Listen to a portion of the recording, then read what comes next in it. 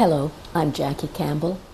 I'm a Master Gardener Emerita with the Grey County Group, and I'm also the Gardener in Residence here at the Durham branch of the West Grey Library. And I'm here the second Wednesday of every month to answer any gardening questions you might have or help with any problems from your garden. Well, this is the 8th video in our series, A Year in the Garden. And I hate to say it, but our year in the garden is starting to wind down. So like all gardeners do, I'm starting to look to next year's garden. And that starts with spring bulbs. Now, a good rule of thumb on planting spring bulbs is to try to get them into the ground about 6 weeks ahead of the really hard frost, before the ground actually freezes.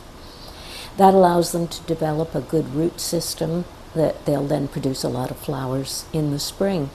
Now, if you have been overly exuberant in your bulb buying and just can't get them into the ground within that 6-week time frame, don't worry about it. As long as you can actually dig the ground, they're better in than out. You may not get a lot of flowers, but they'll be happier in the ground. Now, by choosing the variety of bulbs that are available, you can have color in your garden probably from late March, late winter, right through until early summer.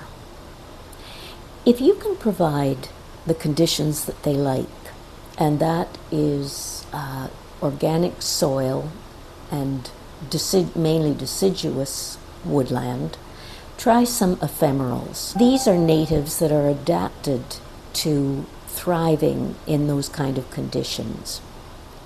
And what they do is they complete their life cycle.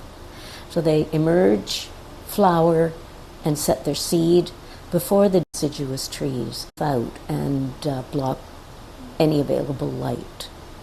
They're beautiful in a woodland garden, and they include well-known wildflowers like dog's tooth violet, bloodroot, and of course our trilliums. And I'm sure I don't have to tell you that you don't bring them into your own garden by digging them up from the wild. You source them from a reputable nursery. It's time to look at some of the more familiar faces that we see in the spring.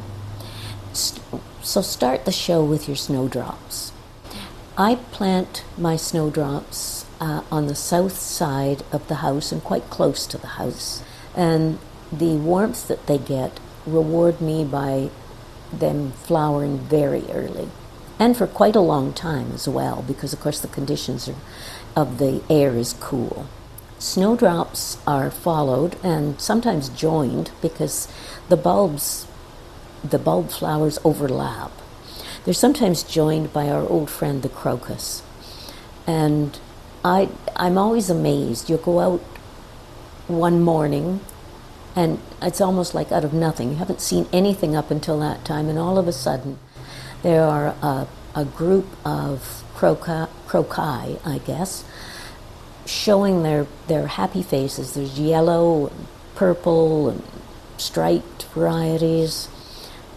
I find it very amazing, quite a miracle. Around this time you also may notice that some properties have beautiful, almost like a blue lake under their deciduous trees.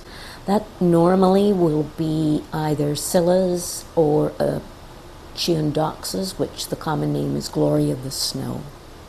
And same principle as with the ephemerals. They're happy under the trees because the deciduous trees haven't leafed out yet, so they get plenty of light. Now, next on the list is narcissus, or the common name is daffodils. And they now come in a huge variety of sizes, shapes, and even colors. They're not those big, bright yellow trumpets that certainly I remember from my youth. The smallest ones, the dwarf or the mini varieties like tete-a-tete is an example of that. They kind of open the season of daffodils, and they flower right through to the last variety to flower is the poet's daffodil, or Narcissus poeticus, if I want to be precise. Those plants have kind of a special place in my heart because I remember them from my grandmother's garden. And they include varieties like pheasant's eye. They have the really small trumpet. Now, there is a benefit. It doesn't sound like a benefit, but there's a benefit to all varieties of narcissus. All parts of the plant, they're poisonous.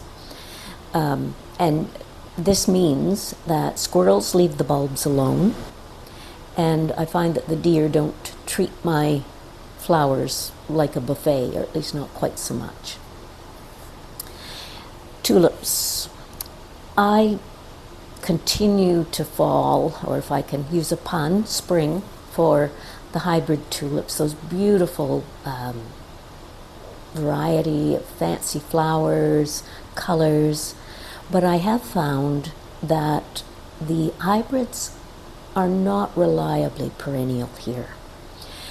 So I tend to use a few varieties. I use Darwin or Emperor tulips. They are pretty reliably perennial. And also species tulips, such as Tulip tarda, which doesn't even look like a tulip, but is also lovely. You can end your spring bulb season with alliums. And again, if you're picking the right variety, you'll get flowers right into the summer. Now, if you have any questions about spring bulbs or about anything that pertains to gardening, please remember that I'm here the second Wednesday of every month.